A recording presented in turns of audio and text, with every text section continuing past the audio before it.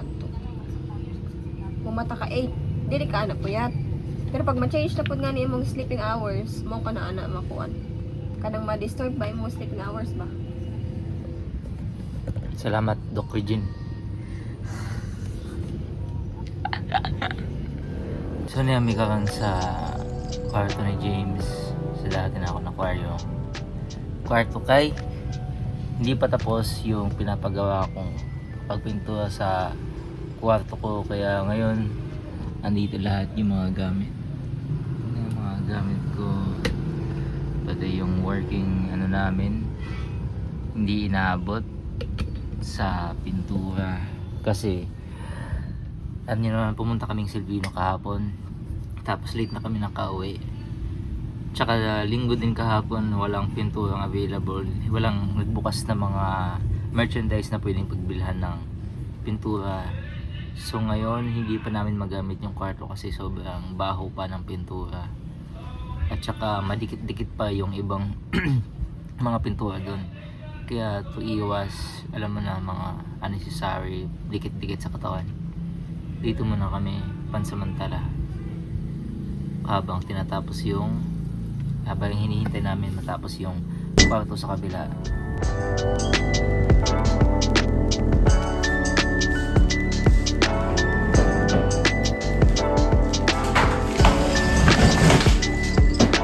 So I finally bought a air conditioner para dito sa room ko. So basically, napili ko to kasi tinawagan ako ng tito ko na may binibenta daw second hand na portable aircon. Kaya sinabi ko siguro much better yan compared sa window type, kasi from the word portable, malipat-lipat siya. So I expected na pwede ko siya malipat, dalhin ko sa room ng parents ko or dito sa room ng kapatid ko sa kabilang kwarto, para kung saan ko gusto pumunta, at kung halimbawa wala ako, magagamit pa din nila to na hindi lang dito nakastay sa room ko.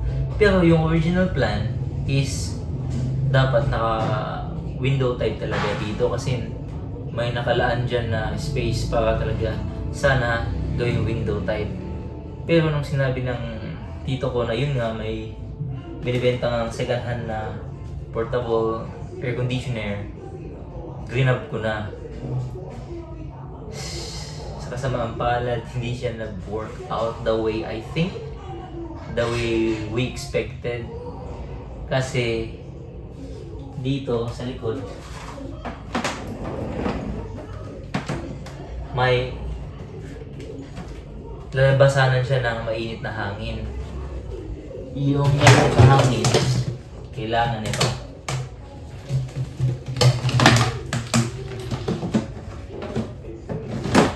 Ganyan. Tapos dito, kailangan ilagay ito, bubutasin sa area na kung saan namin gusto palabasin yung mainit na buga. So basically, dito malamig. Tapos ito, mainit. Trinay namin kanina na paanda rin kung kaya niya bang ma-outstand yung init. Pero hindi. Iniwan namin yung room na to, na naka-under to, ng almost 1 hour, hindi niya kinaya. So kailangan talaga magbutas. Kasi there sa ceiling or dito sa dingding, palabas sa sala, yung bugang mainit para matitirang malamig lang yung sa loob. Pero sa kadalang hilaga ng ganito, tapos pagbutas, hindi na siya naging portable. Oh my God. Hindi na siya portable. Kasi kailangan, andun lang siya, naka-stay lang din siya sa place na yun. Diba? So yun.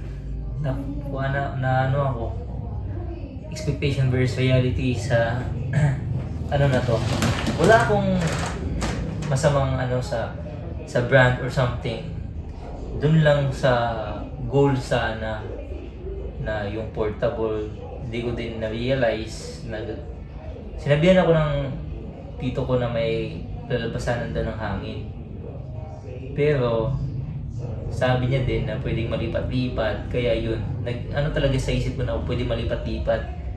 Para ba ma-share ko din yung aircon. Pero, yun na nga. Pagbubutasan dito sa area na to. Tapos kung dadalhin ko sa kabilang kwarto, magbubutas din kami doon. Ganun ba? Di ba? So dapat sana na gano'n na lang ako. Nag-stick na lang ako sa window type. Hindi pa sana hassle kung iisipin. Kasi medyo malaki din to kung maglagay ako dito sa area ng another stand para ilalagay ko sa ceiling. Kasi yung plano sa ceiling talaga namin siya ay papalabasin yung mainit na hangin para hindi makita sa labas yung butas kung sakaling sa dingding namin papalabasin yung mainit na hangin. So ayun, it's a mystery pa din till now kung ano yung gagawin namin dito. Iwan ko muna to dito and I will try to think about it kung saan namin i-finalize. Tsaka yung trusted namin na carpenter is wala pa dito sa area namin. Kinuha daw sa ibang lugar. So, I think matitenga to ng ilang araw siguro.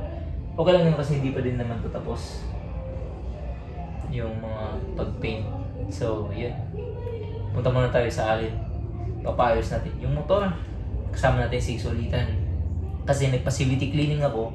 Pero, turns out, nagkaroon ng tunog. Hindi ko alam kung saan nang galing yung tunog na biglang umiingay doon sa may CVT banda. Siguro may maluwag or something na hindi naayos pagkabalik. So, yun yung ipapacheck ko doon mismo sa mekaniko ng pinagbilhan ko sa kasa. So, yun. Yun muna yung target natin ngayon. Nagpataan, diferensya.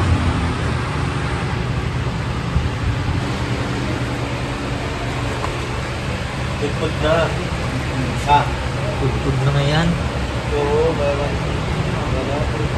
Bakal na, bakal to Bakal to bakal na. Eh, diyan yung ginagapo ka. Kung dire, hasta iniho, is, ako kuhan, tukan ka. Mao daw, may kuwan. Wala maayo mo.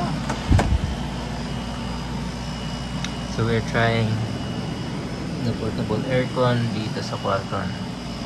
Pwede nga na yung patay butang ang libuano para mangindin. Na ano namin, kwarto ng kapatid ko. Bukas yan. Ewan ko lang kung lalamig. Tinatry lang namin.